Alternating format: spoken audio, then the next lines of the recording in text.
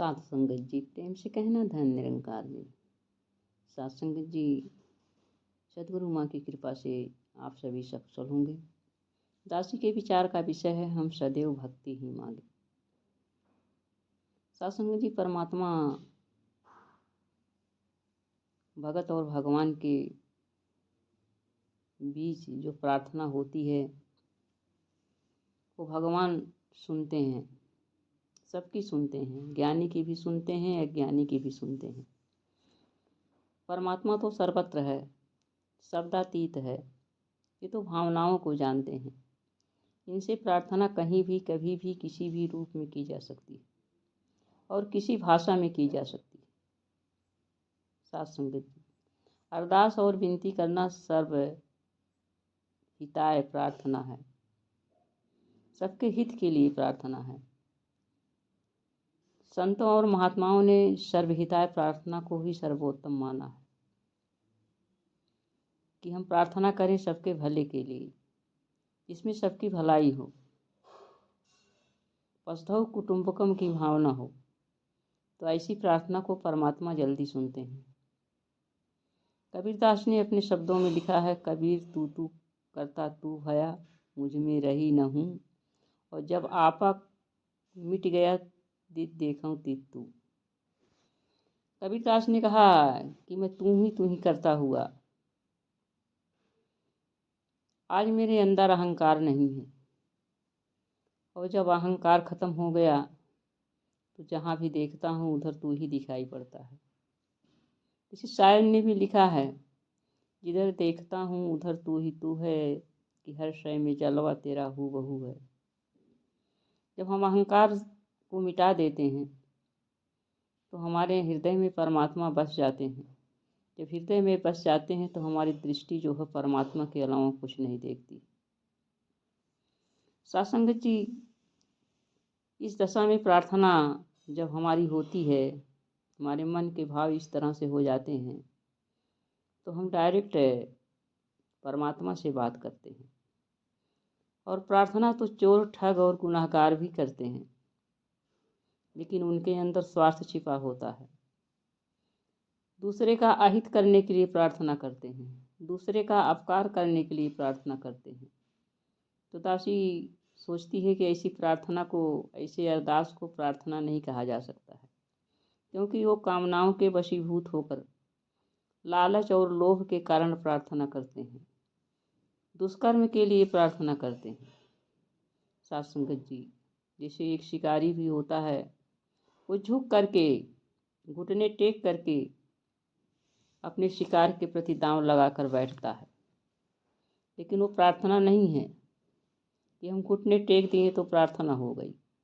उसमें कामना है, उसमें एक दूसरे के प्रति अपकार है, उपकार नहीं है, एक दूसरे का संहार है, रक्षा नहीं है। साध संगत जी, ऐसी स्थिति को हम प्रार्थना नहीं कहते हैं। सदगुरु निरंकार प्रभु तो हर पल अपना विरद निभा रहे हैं, सबकी फरियाद सुनते हैं, सभी के काम करते हैं, जानने वाले को भी देते हैं और जिसने ब्रह्म को नहीं जाना है उसको भी देते हैं।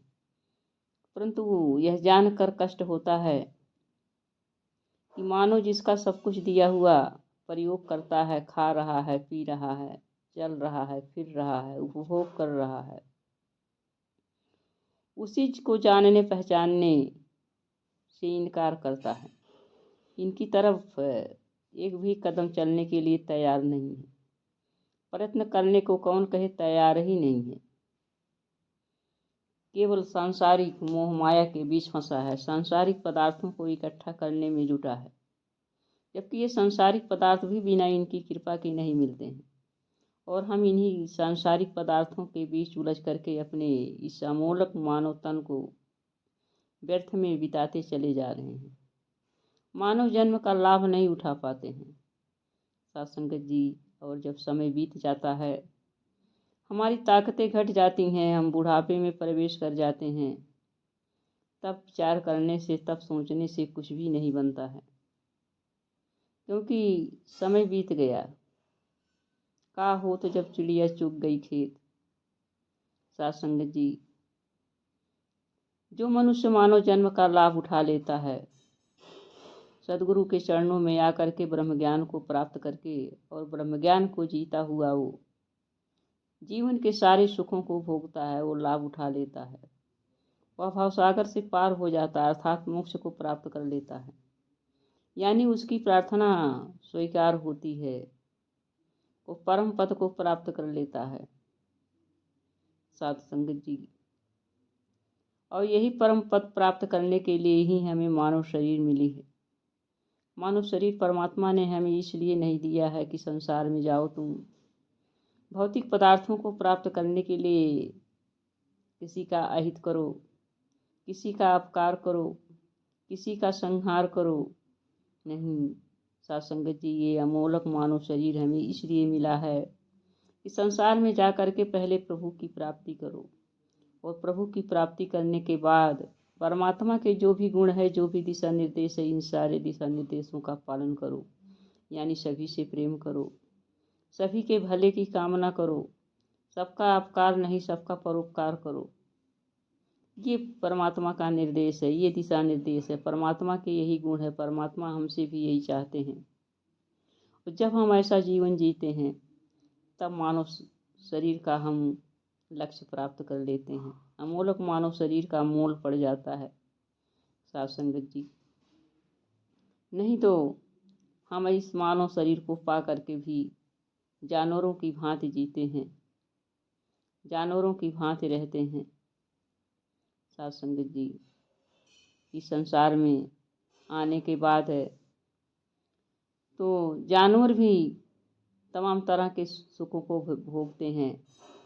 निद्रा भोजन भोग भय तापस पूरक समान, ज्ञान अधिक नरन में ज्ञान बिना पशु जान।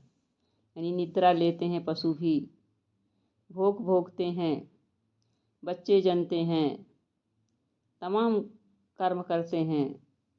वही इंसान भी अगर करता रहा तो वह भी पशु के ही समान है। साथ संगत जी, इंसानों में एक ज्ञान, कौन सा ज्ञान? ब्रह्म का ज्ञान। अगर ब्रह्म ज्ञान को प्राप्त कर लिया तो इंसान कहलाया। साथ संगत जी, इंसानी चोला पा करके यदि हम ब्रह्म ज्ञान को प्राप्त नहीं किए तो हम आत्महंता कहलाते हैं, और इससे बड़ा दोषी और कोई भी नहीं होता है। सबसे बड़ा पापी वही है जो आत्महंता है, अर्थात जो इंसानी चोला पा करके इंसान का कर्म नहीं किया। तो आइए साथ संगत जी, आज प्रभु की कृपा से हमें इंसानी चोला मिला है, इंसानी दामन मिला है, तो इंसानी दामन पाने का जो लक्ष्य है उस लक्ष्य को सद्गुरु